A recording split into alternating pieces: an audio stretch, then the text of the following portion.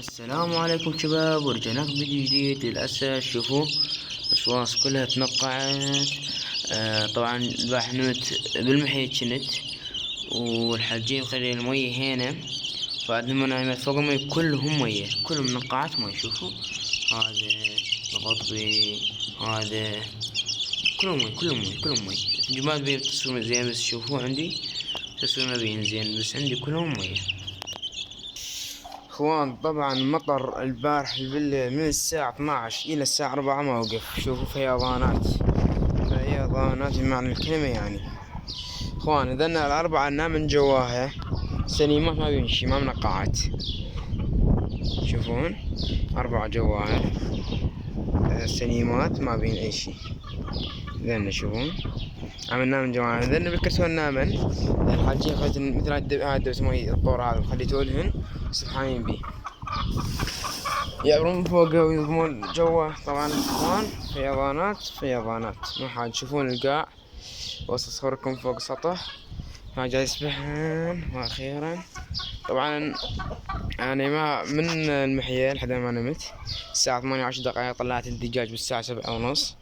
بعدين جاي يسبحن هسه حاليا، مو صار رطب القاع بس فاينة علينا الرطب اخوان. والله انا راح اسوي عدم تنفسية. عندنا الدجاج طلعت اكلن شربن كركات. اخوان تذكرون لما خليت جوا هاي الدجاجة مالت خالي بيضتين، قلت تكسر ظهرنا عليها بيضتين. صار قد ما ادري خذنهن. والقازة لو موجود فقص، صار اسبوع مفقص. لانك تاكل ان شاء الله خير من الله. لا والله بين تنفسية، هذا اسد بيه تنفسية، والبضايم بيه تنفسية، وذاك بيه تنفسية. شو يعطس. لا والله اخوان اجل هاي شغلة مو زينة، لا تنفسي بيهن. اخوان تدري ليش؟ من وراء اكل الرطب، من وراء الرش الماء. الاكل الرطب هسه اقول لكم ليش، يعني تقول من سبب اكل الرطب. هسه هو عنده خرطومين مع الاكل، واحد خاص للاكل وواحد خاص للمي. يعني هو يمكن يختلف عن الانسان، لان عندنا ينزل قبل المعدة، من المعدة تكرمون للتواليت. معلومة هاي. بس اما عند الدجاج بالقونصة او الحوصلة مالته، الحوصلة يا جماعة الخير ما بغيرك. الحوصلة هاي شوفوها هي نصير. طبعا جوعان الدجاج هسه خلينا علف. هو عنده علف بس ما بزع من الخانة، بزع من الخانة. يقول ما ياكل من الخانة بزع. المهم هاي شفتوا ما تاكل، هي هذه لازم تكون خاصة بس للأكل. من نفد بيها مية، مال المية مجرى بحد، ومال الأكل مجرى بحد. هاي من نفت بيها مية يظل المي بيها، ما المي ما يروح، ظل بالحوصلة مكدس. وديك او الدجاجة تعطس تطلع المية، يغرغر بطن المي بالمعدة مالته يغرغر. عاد قمت هيك مثلا. فعاد ما يفيد الاكل الرطب. تقوم ضد الدجاجة تكخ وتعطس بس المي يطلع، اللي ينشف للحر. عاد الحر ينشفه، واذا ما قدر ينشف يعني ما يظل عادة تقريبا شهرين 3 4 اشهر، ظل للابد. هذيك اللي عندي صغيرة قلت اللي يريد خليه ياخذها بلاش. تذكروها مو هذيك؟ صار بي تنفسية تقريبا سنة ونص ما راحت عنها، بس ما تعدي ابد. ما عاد الدجاج ما تعدي ابد. بس انا انطيت لواحد ذبحتني ما شاء الله، بياض من زاد اخذها من يمنا. وهسه هي عنده بياض وكركت من بشركم زاد كركت. هاي قطبية يا بنت الكلب طلع البيض. اخوان طبعا جوات 7 بيضات كله شيلتين. واليوم افحصنا، اليوم صارت 8 ايام كاركة. اليوم افحصنا شيء فحصت ما شاء الله كل ما شاء الله ممتاز علينا. بس هذه اليوم بدي افحصها. فيا اخوان مثل ما قلنا لكم اكل الرطب ما يصلح الدجاج، لان يضرب الخرخاشة مي. من يضرب الخرخاشة مي تقوم الدجاج تعطس وتكح، بس تطلع المي ما تقدر تطلعها، فتختنق وتقوم تكح وتعطس ويصير بعدين نشلة. اما الرش راح الجو عليه مختلف. عشان جالس يسبحن ما سبحن. هسه تغيرت رطوبة جسمهم والحرارة ما تغيرت، هسه بردات. قبل جو على الحر صار تغيير جو. من تغيير جو يضرب تنفسية مباشرة، الدجاج يضرب تنفسية. هسه شوفوا هسه يضربونها التراب ثلج، والله ثلج. تقلبون بيتكم ثلج، تقلبون الدجاجة ثلج من ورا التراب، تبدل حرارة جسمها. راح تجي تطلع هنا قوة تضرب الحار من برد لحار، يغير عدد الجو وتنضب تنفسية. يا اخوان نطلع صوركم مفقسة، صار اسبوع ما رايحين عليها. ما شاء الله الحمير تكرمون. هاي شوف المطر، شوف ايش قد كلاب هنا. يا الله مأسي، صار خاف اطلع من جيراننا مأسي. شوف السطح ما شاء الله، ما يحدا موجود بيه. طبعا اخوان النخاع ذيك القونية خلصت بنوبة. اخر وجبة تو نزلتها لهن، لميت من القاع ولميت منهن. اخر وجبة تو انطيتهن، فقط صار 14 يوم ما شاء الله، 14 يوم.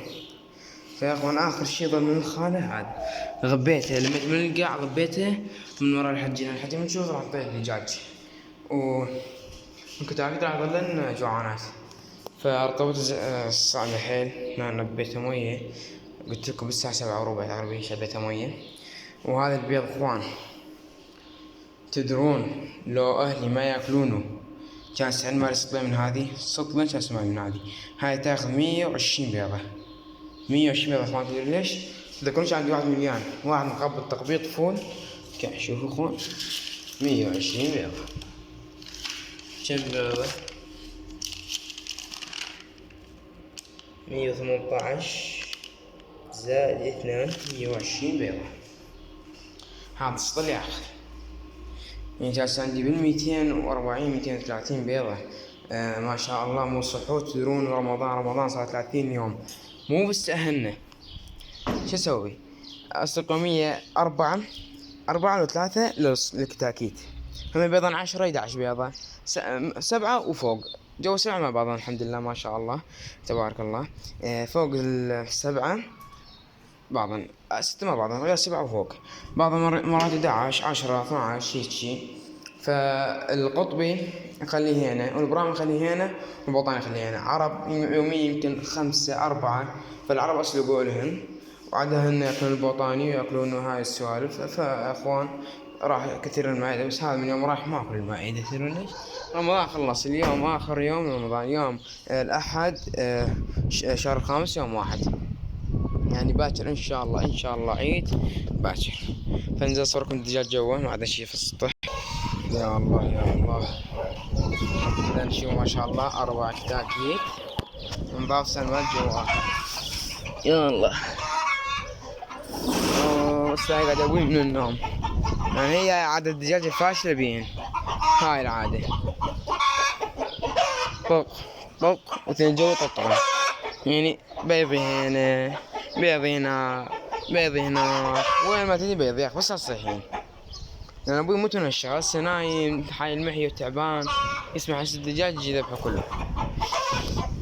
شوف اخوان هوا بارد اخوان، سوق كويس تنفسية مو بس عندي، عند فولات، عند علاوي، عند جيراني، عند اصدقائي، عند كثير يوتيوبي، عند محبي الدجاج الطيور، عند كثير الناس متابعيني انا جالس اشاهدهم عندهم هاي الحالة. اخوان هاي الحالة تسبب التنفسية، هي انا اعرف كل شيء عنها، مو كان بيطري او شيء او عندي خبرة اعرف هذا شو يصير. اختلاف جو الصبح الحرارة 34 تصل 40 حرارة، يعني الجو حار يطلع برا تحل، تلقى بيض تستوي، يعني الجو حار. من يأذن المغرب يقلب الجو بارد، ولا كأنه يقلب على شتاء، يقلب شتاء. اشوفوا شتاء باكر صيف بعدها شتاء هيجي. فستغير جو عند الدجاج، والدجاج يتعب، ومثل ما قلنا لكم ينشل او يبلع مية او هذا شو اسمه الخالة. بس اذا من الرطوبة او من الجو بارد على الجو، من جو يصير حار بالليل وبالنهار، يعني الجو واحد يصير الدجاج يرجع مثل ما كان. بس اذا الجو متغير راح الدجاج يصير فاهم. بس اذا كل الخالة راح يصير عفين اخوان، راح يصير بي يعني مستحيل يمكن تروح منه انت وحظك عاد بيد الله. يعني انا عندي تذكرون ذيك النعمة هي اخت هذه ما فاد 1.5 سنة تقريبا هي عندي، من هي كتكوت بقدها بقد ذنه قد بقد انا احكي موصلي وشمري سوا مخلوق بقد ذني كانت بيها كخ، وهي ما كبرت باضت وكركت هسه بيها تكخ، بس ما تعدي اخوان ناس فراخة وراها ما جت عندي. قلت للولد اصوره، قال والله ما اقدر، لان انا عندي مكان مثل ذاك ورا البيت فما يقدر اصوره، يستحيل الرجال، ما احنا شغل بيها. هاي تفوت بيض مع الكركة.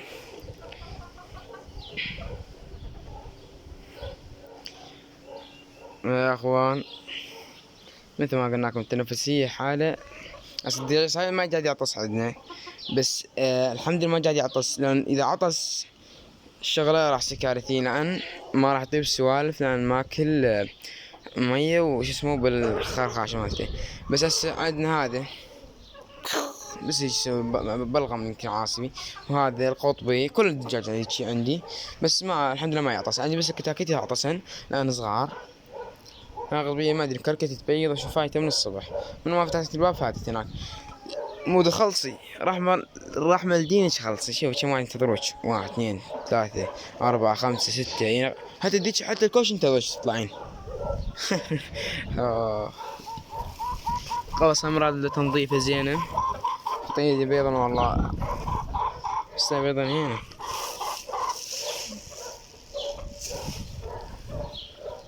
دلليني ام الكفاتي شباب البوم. يا الله يا الله، يلا يلا يلا روح. يستحي يا اخوان، بالكتمان الله يلقح البطانية اخوان. بس ما شاء الله هو على البراهمة شاطر، البراهمة كل ما القى حلوة ما شاء الله، بس على البراهمة شاطر، بس على البراهمة عدي. بس ذن اثنين ما شاء الله ما تركن، بس ذن الدجاجتين ما شاء الله. عبوري ما شاء الله. ذن ايش قد يمو؟ 4 5 6، حتى الفسع البطان تجي خلي فسع البطان خليه. والله يا اخوان ما شاء الله، لما الكوشين اصلا ما ابيض ما مخصب. هي حقي جات خونين قبل 5 دقائق وارجع لكم. اخوان من المستحيل مسك القطوي هم ما شاء الله مثل الكوشن. اسكت حرمه، اسكت. القطوي مثل الكوشن، هم اي دجاج اقضبه له يلقح، بس يخاف مني هسه يقضب له اي دجاج تجدوه خليه يلقحه. انا جربت قلت خلي اجرب يمكن ما يخاف، يمكن بس يخاف مني ما يخاف من الدجاج. قضبت والله صعدت فوق البطانيه لقح، اصعد فوق العرب لقح، وين ما صعد يلقح اخوان. فالكوشن يقتلوا والبطانيه يقتلوا، فيخاف مني ومنهم. هسه اذا قضب لكم اي واحد تريدون خليه يلقح مباشره عادي، ما عندي اشكال. يود يفوت بيض من هالشغل من ذيك الجهه. الفيديو راح يكون قصير، بس مجبورين يعني شو نسوي، لأن والله كل ما طولوا ما مشاهدات تصير قليلة جدا اخوان. بس صورت عمود الأصواص الأفراخ لأن نقعت مية، تدرون حتى خاف يموتن شي لا سمح الله. شوف يقتلون بعض عمود يبيضون. بس دقيقة لا دقيقة دي بس. فوت من هناك وروح بيض بالزاوية. والله حيواني. يا اخوان هنا وصلنا الى الحلقه، شكرا للمشاهدة. اذا ما اشترك بالقناه خلينا اشتراك وحط لنا لايك، يعني شمري وخاتوني تيدون شلون. المهم خلونا لايك واشتراك بالقناه. شكرا للمشاهده الى الوداع. بس خلينا نصور لكم القضيه نشوف كركه لو بيضه. ما جفلتيني بالتلقواد. اذا ساتش طال وجهي طلع عيني بعدين لا يفيدنا الدجاج ولا يفيدنا. يلا اخوان هذا اقطع ما عاس رفع وجهك ناخذ صوره.